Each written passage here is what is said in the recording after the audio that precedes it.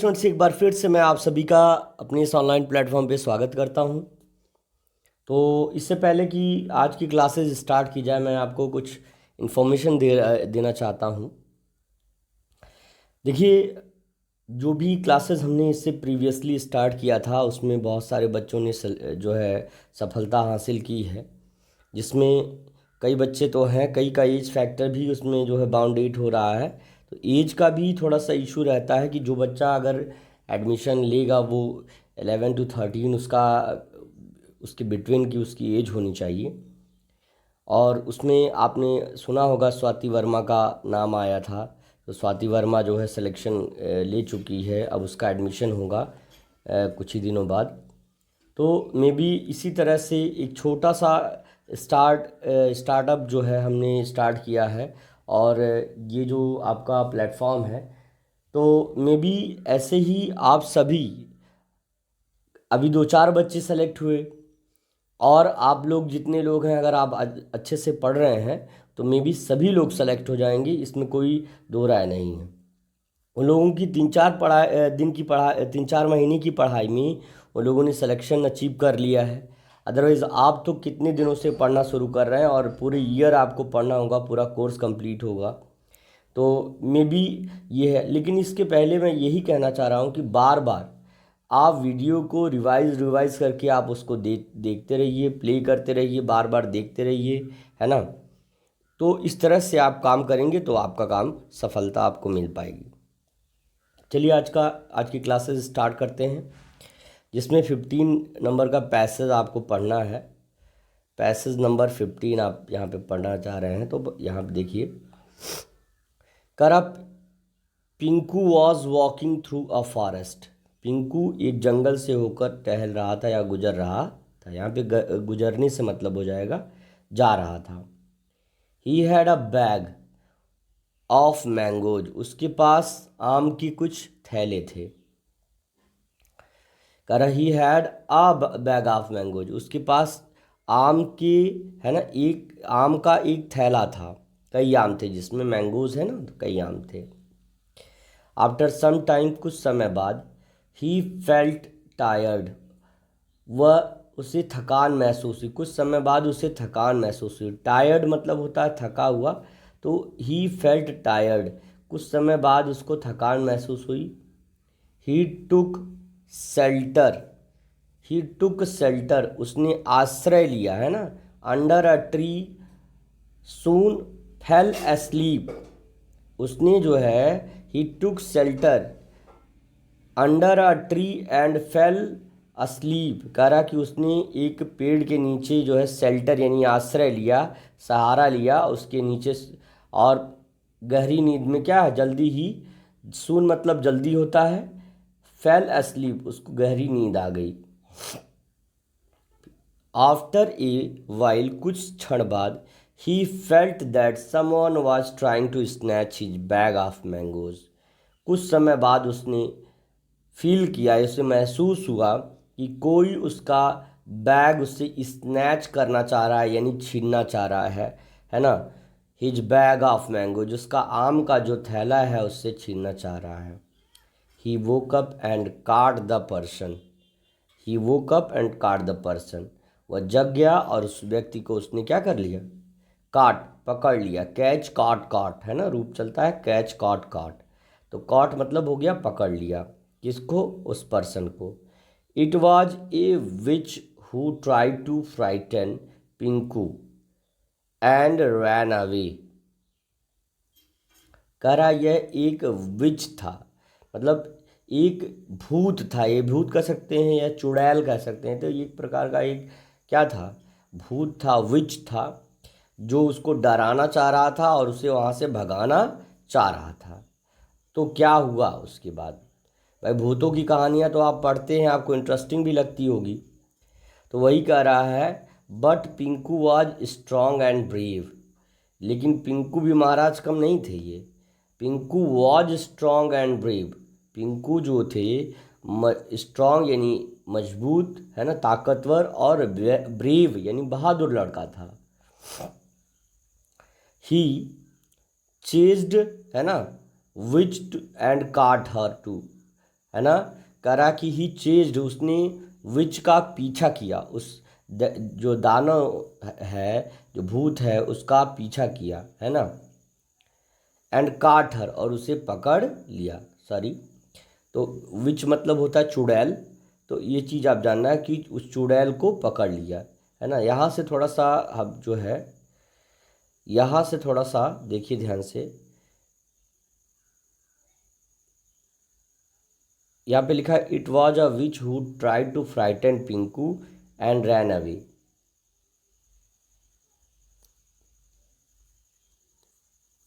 तो यहाँ से मेल का सेंस आ रहा था कि ताकि तो हम तो जानते थे कि भाई विच का मतलब होता है चुड़ैल, लेकिन फिर भी मेल का सेंस आ रहा, दैट्स वाई हमने कहा कि हाँ हो सकता है भूत के लिए भी विच वर्ड यूज होता हो, ऐसे चुड़ैल के लिए यूज होता है। लेकिन पिंकू क्या था, बहादुर था और शक्तिशाली भी था, इसलिए उसने क्या किया, विच यानी उस चुड़ैल का, ही चेज द विच एंड काट हर, उसने विच का चेज किया यानी उसने पीछा किया, एंड काट हर, उसे पकड़ लिया, ठीक है ना। The witch removed her mask, witch ने अपना मास्क हटाया। She told Pinku that she was a poor and old widow, कह रहा है कि उसने अपना मास्क, अपना जो मुखौटा, उसने क्या कर दिया, हटा दिया।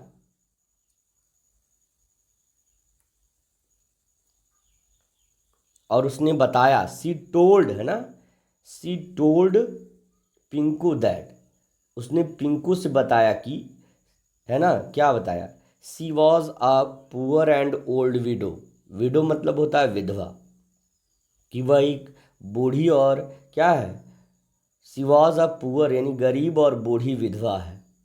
सी had nobody to look after, उसके पास कोई नहीं है जो उसकी देख रेख करे, है ना।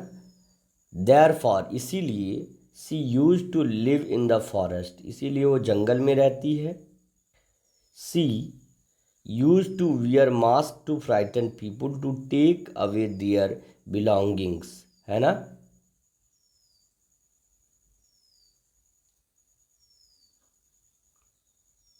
She used to wear mask, वह मुखौटा पहनती है, टू फ्राइटन द पीपुल, लोगों को डराने के लिए, and take away their belonging, और उनसे जुड़ा हुआ जो भी सामान रहता था उसको क्या कर लेती थी, टेक अवे, उसको ले लेती थी। Pinku took pity on her and give, है ना, give her bag of mangoes, कह रहा कि पिंकू को उस पर दया आ गई और उसने क्या किया, उसने अपना आम का थैला उसे दे दिया।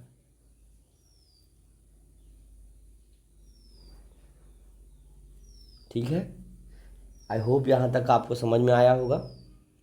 अब हम इससे रिलेटेड क्वेश्चंस पर चलते हैं।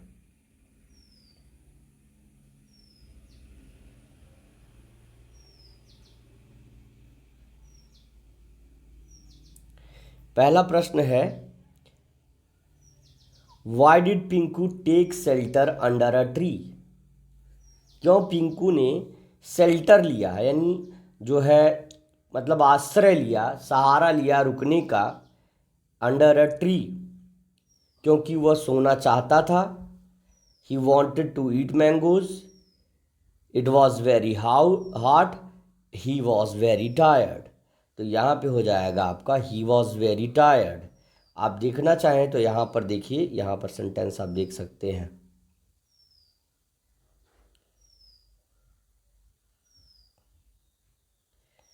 After some times he felt tired, यहाँ पे लिखा है ना, तो इसी वजह से हम यहाँ पर ये आंसर लिखेंगे कि ही वॉज वेरी टायर्ड, क्योंकि वह थक चुका था बहुत ज़्यादा, इसलिए उसे क्या आ गई, नींद आ गई। तो he was very tired will be your answer, option number 4 will be answer, will be your answer.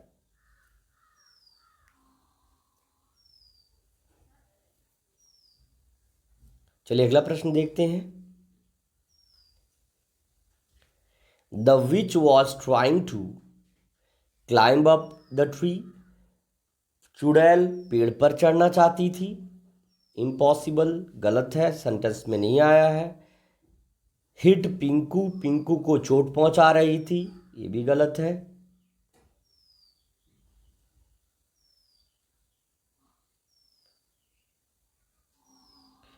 Take the bag of mangoes, आम के थैले ले रही थी।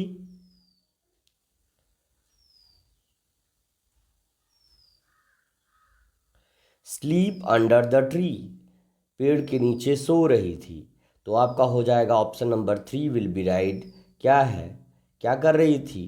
Take the bag of mangoes, यानी आम के थैले ले रही थी। That's why this option will be right, है ना। तो ऐसे ही विकल्प आपको देखना है और सही करना है। बिल्कुल इसी तरह के जो है क्वेश्चंस आपके सामने आते हैं, और आप अगर केयरफुली सेंटेंसेस को रीड करते हो तो then you can be able to answer that type of question, because they are very easy. If you had practised you can easily do that. You can easily do this type of phrases, this type of paragraphs, है ना। if you are already practiced it, अगर आपने पहले से ही इसको practice किया हुआ है, you can easily do it। तो यही चीज है। अब आगे देखिए जरा। Pinku was a, who was Pinku? Pinku was a, Pinku कौन था? लेजी बॉय, आलसी लड़का।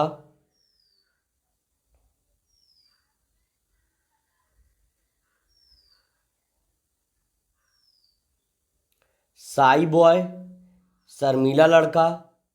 वीक बॉय, कमजोर लड़का। करेजियस बॉय, तो एकदम सही यही जवाब हो जाएगा। साहसी लड़का था। पिंकू कैसा लड़का था? साहसी लड़का था, एक साहसी लड़का था। 100% यही ऑप्शन आपका सही हो जाएगा। तीसरा, अब इसके बाद चौथा, द विच वॉज, चुड़ैल थी। कौन थी चुड़ैल भाई? चुड़ैल कौन थी? ए बैड वुमेन, एक बुरी औरत थी। एंड ओल्ड लेडी, एक वृद्ध महिला थी। ए पुअर एंड ओल्ड विडो, एक गरीब और वृद्ध, है ना, विधवा थी। तो या वेरी स्ट्रांग, बहुत ताकतवर थी। तो ऑब्वियस सी बात है, ये गलत है, ये गलत है, ये गलत है। यही ऑप्शन तीसरा वाला सही हो जाएगा। एक गरीब और वृद्ध विधवा थी, है ना। तो ये आपका विकल्प सही हो जाएगा। चलते हैं पांचवें प्रश्न पर।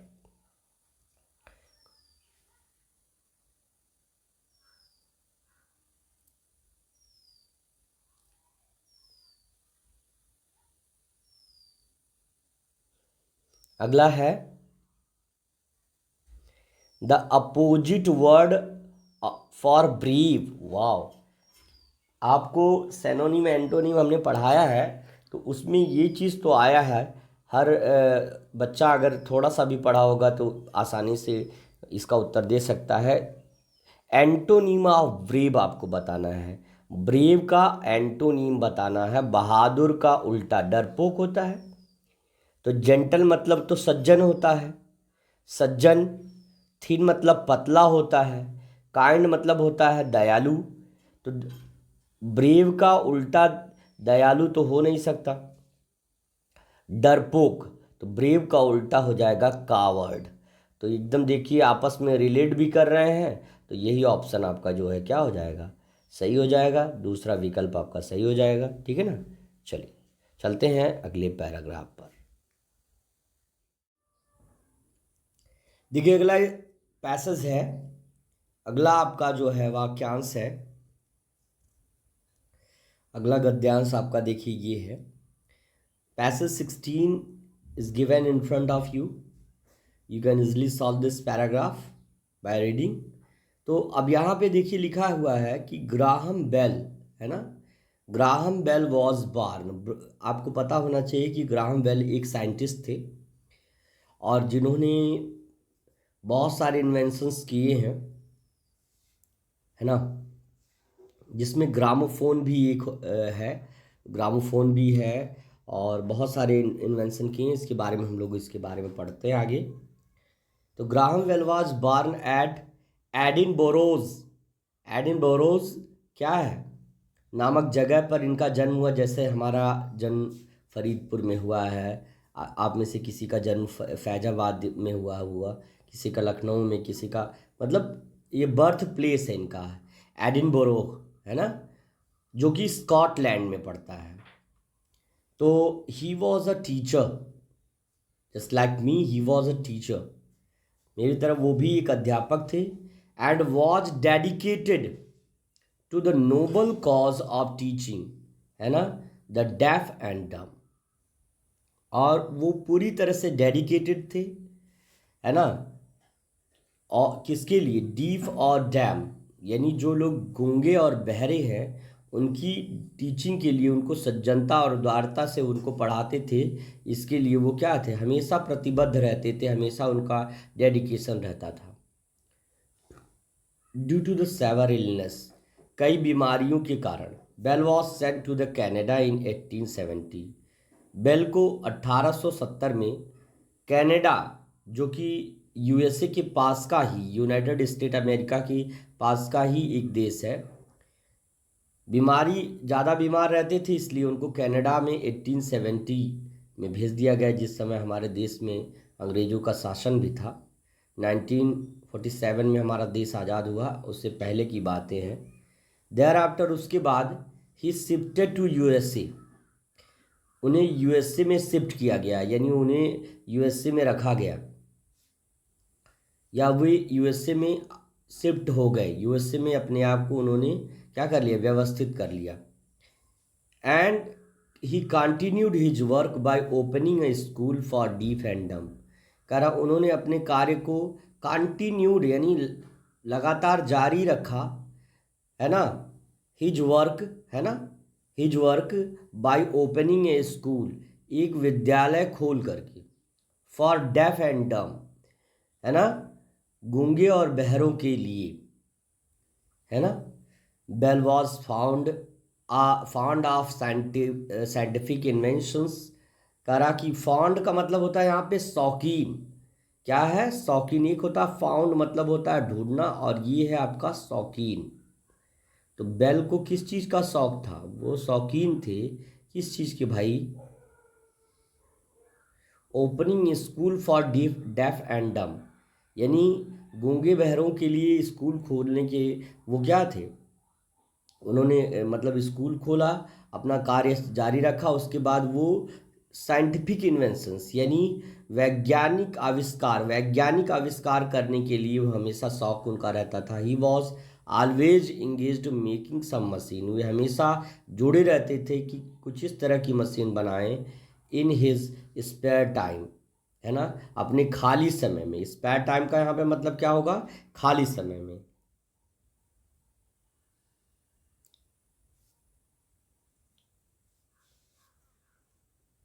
आगे है, apart from being an artist, कह रहा है अपार्ट फ्रॉम बीइंग आर्टिस्ट, एक कलाकार होने के अलावा, he was a kind human being, वे एक क्या थे, सज्जन मानव थे, सज्जन व्यक्ति थे। ही डाइड 1922 इन कनाडा, वो 1922 में कनाडा में क्या है, उनकी मृत्यु हो गई। ही डाइड, उनकी मृत्यु हो गई इन 1922 इन कनाडा, कनाडा में उनकी 1922 में मृत्यु हो गई।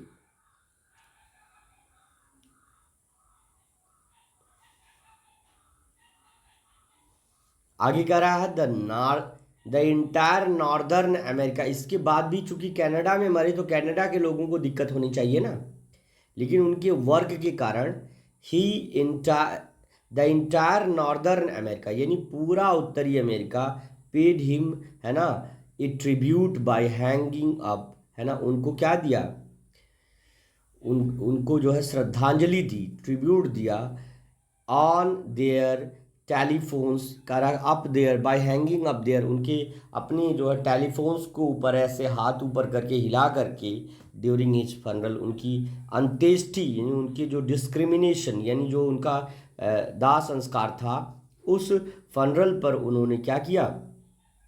तो उन लोगों में दाह संस्कार होता नहीं, जो क्रिश्चियन लोग होते हैं उनको बड़ी बड़ी कैफिन्स में दफनाया जाता है ना। तो जब उनका फनरल हुआ, यानी जब उनको दफनाने का या उनको जो है उनका अंतिम संस्कार करने का काम हुआ, तो उस समय पूरे उत्तरी अमेरिका ने, जबकि कनाडा में मरे थे उसके बाद भी उत्तरी अमेरिका ने इनको क्या है, एक ट्रिब्यूट दिया, है ना, श्रद्धांजलि दी।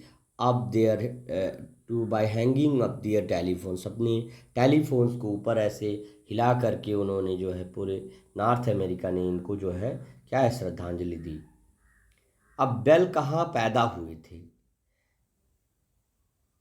बेल वॉज बॉर्न, बेल कहाँ पैदा हुए थे? यूएसए वो गए थे, कनाडा में वो गए थे, फ्रांस में नहीं गए थे, स्कॉटलैंड में वो जन्म लिए थे। तो आपके पैराग्राफ के अकॉर्डिंग आपको आंसर देना है। आपको आंसर पता भी हो, अगर अलग आंसर पता हो, सही आंसर पता हो, फिर भी आपको नहीं देना है। आपको आंसर वो देना है जो कि आपको पैराग्राफ में दिया गया है। इसीलिए इसको लैंग्वेज कॉम्प्रिहेंशन कहते हैं, इसको वर्ड सब्स्टिट्यूट कहते हैं, है ना।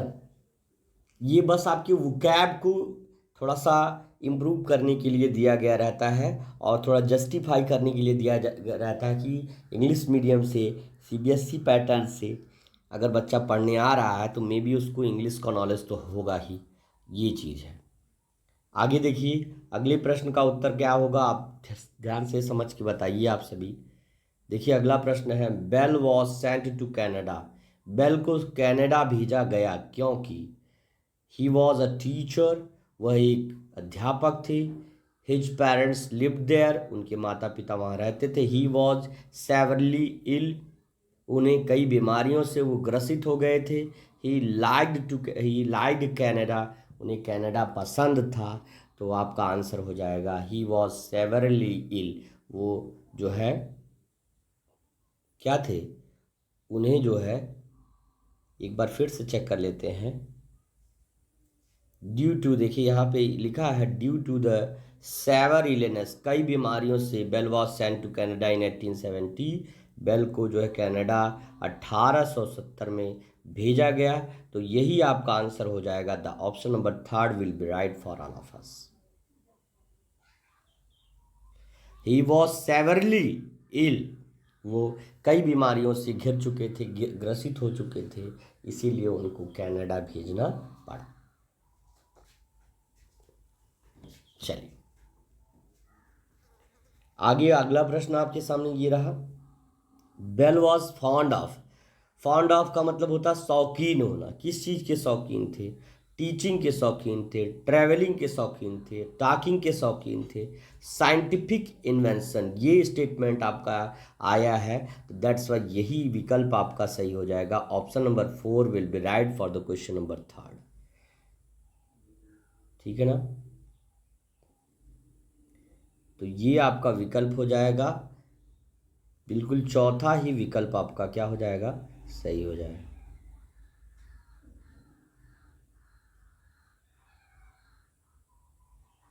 अब कह रहा Bell shifted to Scotland, Edinburgh, France, USA. तो कह रहा कि कहाँ शिफ्ट हुए, कहाँ उन्होंने अपने आप को व्यवस्थित कर लिया, जाके वहाँ रहने लगी। तो यूएसए में रहने लगी, पहले वो कनाडा में उनको बीमारी की वजह से, फिर बाद में जब वो ठीक हुए होंगे तो उन्होंने अपने आप को यूनाइटेड स्टेट ऑफ अमेरिका में उन्होंने अपने आप को रहने के लिए क्या कर लिया, उधर ही शिफ्ट कर लिया। तो option number 2 will be right, Edinburgh में उनका जन्म हुआ था, फ्रांस वो कभी गए नहीं थे, स्कॉटलैंड जो है, एडिनबोरोज जहाँ पर है वहाँ पे स्कॉटलैंड ही देश है वो जिसमें है, और इनका जन्म भी यहीं हुआ था। अब अगला है, Bell use to teach the poor, वो गरीबों को पढ़ाते थे, अंधों को पढ़ाते थे, डम्स को पढ़ाते थे, वेल्दी लोगों को पढ़ाते थे। तो गूंगे बहरों को पढ़ाते थे कि गरीब लोगों को कि अंधे लोगों को? तो ऑब्वियस सी बात है, your answer will B option number 3। Why your answer will B option number 3? Because वो गूंगे और बहरों के लिए ही काम करते थे, उनके लिए कुछ ऐसा यंत्र बनाना चाहते थे उपयोगी। और दूसरी चीज़ ये है, तो option number 3 will be right, option number 3 will be right. चलिए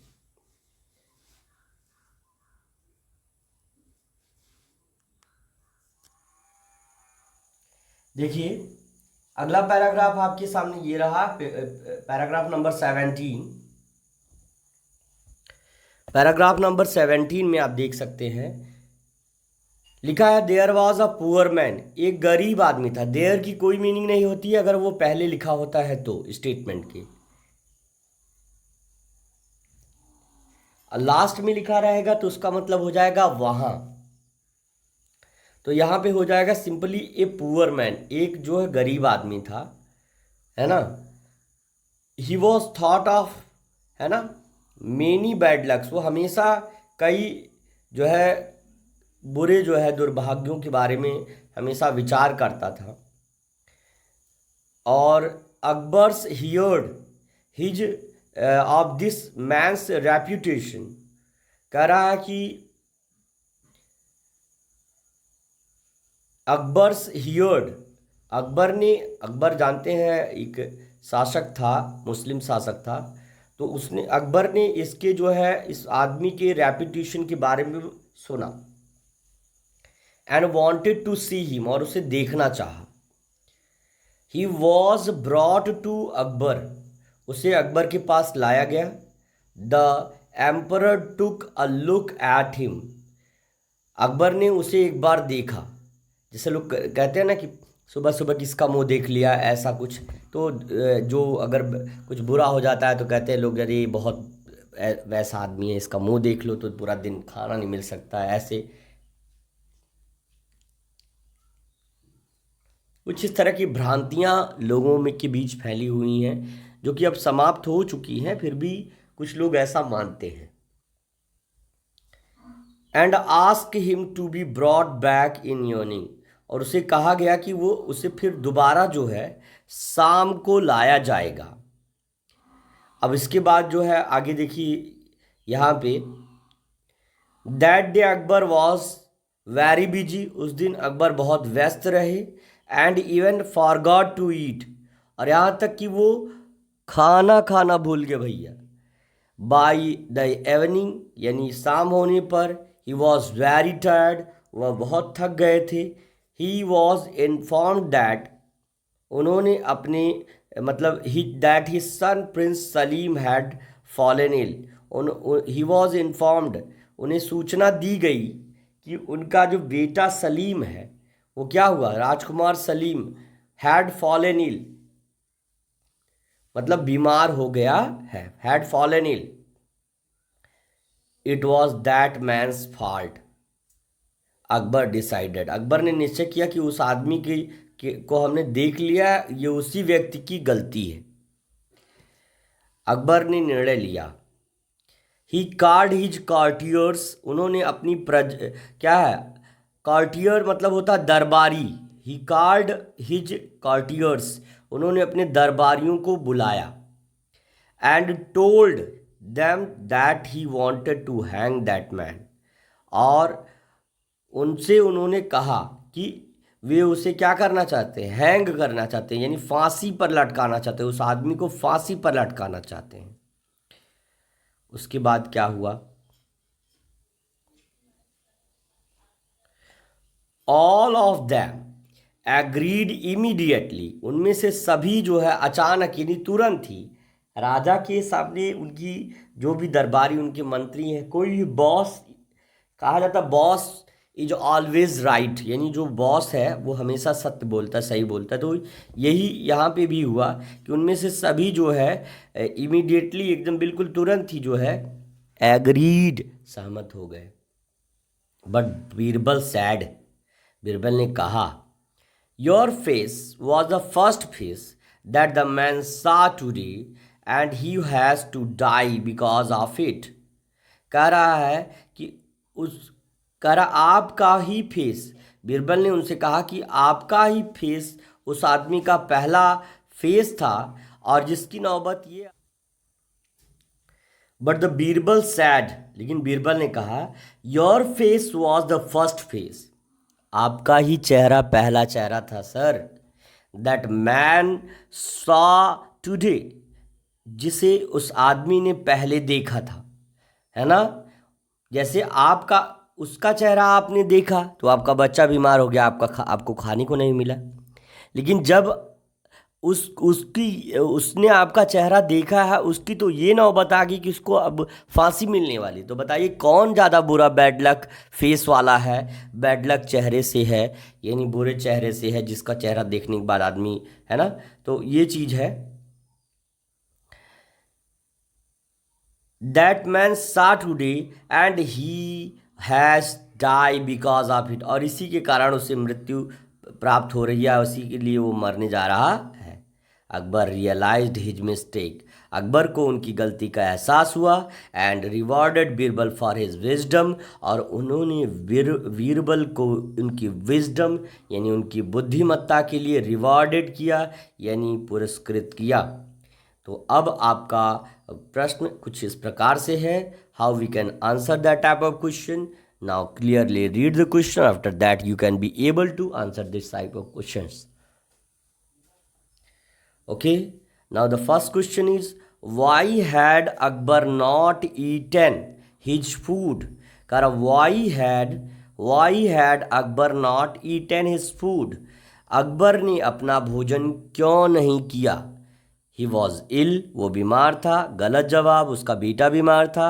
he had seen that man, उसने उस व्यक्ति को देखा था। ही वॉज वेरी बिजी, वो बहुत व्यस्त था। ही वॉज नॉट हंग्री, तो उसने व्यक्ति को देखा था इसलिए नहीं, वो बहुत व्यस्त था, इसकी वजह से वो भोजन नहीं कर पाया।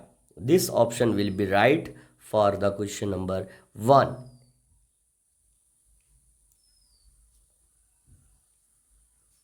अंडरस्टैंड डियर स्टूडेंट्स, तो option number 1 will be right for the question number 1। पहला ही विकल्प आपका प्रश्न का सही हो जाएगा। Now the question number 2, who was not well at that day? उस दिन कौन ठीक ठाक नहीं था, कौन अच्छा नहीं था? वेल कौन नहीं था भाई मेरे? अच्छा कौन नहीं था, ठीक ठाक कौन नहीं था? तो बताइए आप प्यारे बच्चों, who was not well on that day, उस दिन अच्छा ठीक कौन नहीं था? तो आपको बताना है कौन उस दिन अच्छे से नहीं था। क्या राजा अकबर उस दिन अच्छे से नहीं थे? तो ये व्यस्त थे और भोजन नहीं कर पाए थे। दरबारी तो भैया इनके साथ थे। पुअर मैन गरीब आदमी ठीक था, लेकिन बाद में ठीक नहीं रहता अगर वो फांसी पर चढ़ जाता तो। लेकिन प्रिंस सलीम बीमार थे, यही ठीक ठाक नहीं थे। That's why option number 4 will be right. अगला प्रश्न है, why did the king decided to hang the poor man? कह रहा कि क्यों राजा ने उस गरीब आदमी को फांसी पर लटकाने का निर्णय लिया। The poor man refuse to meet him, कि गरीब आदमी ने उनसे मिलने से मना कर दिया था। गलत जवाब। The poor man was really very unlucky, क्या गरीब व्यक्ति वास्तव में बहुत अनलकी था, यानी दुर्भाग्यशाली था? गलत जवाब। Birbal advised to him to do so, Birbal ने उन्हें ऐसा करने के लिए कहा। गलत। The king had very bad day, the king had a very bad day, क्योंकि राजा का क्या है, had a very bad day.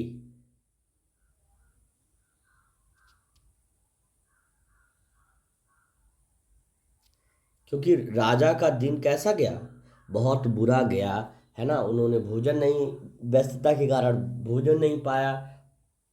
उधर सलीम बीमार भी हो गया, इसकी वजह से उन्होंने सोचा होगा कि नहीं, ये व्यक्ति ही जो है लकी है, जिसकी वजह से आज हमको इतने सारे इश्यूज का सामना करना पड़ रहा है। दैट्स वाई उन्होंने कहा कि अब इसको फांसी पर लटका दिया जाए। Option number 4 will be right for the question number 3। चलते हैं अगला क्वेश्चन देखते हैं।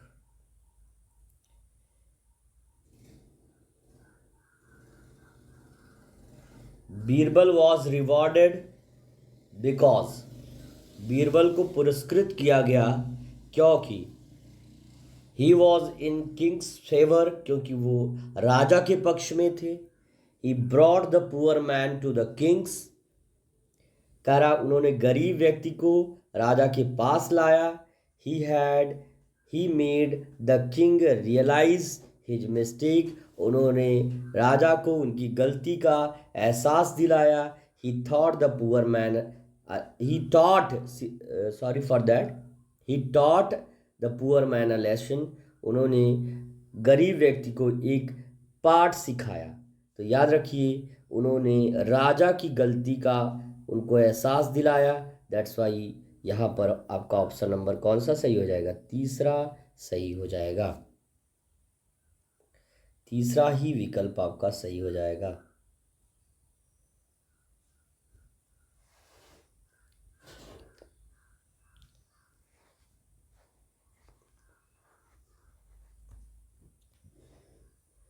अगला, तो तीसरा विकल्प, उन्होंने चूंकि राजा को ही रियलाइज कराया कि नहीं, उसको आपको तो सिर्फ भूख, आपकी भूख शांत नहीं हुई, आपने खाना नहीं खाया, आपका सलीम बीमार हो गया थोड़ा सा, लेकिन उस व्यक्ति का दुर्भाग्य देखिए कि आपका चेहरा देख के गया और अब उसकी मौत आ गई। तो तो किसका चेहरा बुरा हुआ? कमेंट बॉक्स में लिखिए। चलिए अगला है, the opposite word of forget, भूलने का विपरीत शब्द क्या होगा? भूलने का विपरीत शब्द यानी एंटोनीम ऑफ फॉरगेट, भूलने का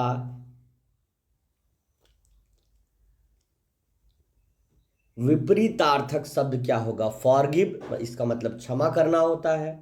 एक्टिव का मतलब होता है सक्रिय, फॉरगिव का मतलब क्षमा करना।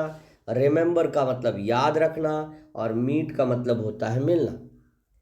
तो which one will be your answer? Option number third will be your answer. याद रखना, जो भूलना उसका उल्टा होगा याद रखना। भूलना, फॉरगेट मतलब होता है भूलना, तो उसका उल्टा होगा याद रखना। भूलना, याद रखना, भूलना, याद रखना। चलिए आज के लिए बस इतना ही, मिलते हैं अगले सेशन में, तब तक के लिए thank you, best of luck, see you tomorrow. ठीक है।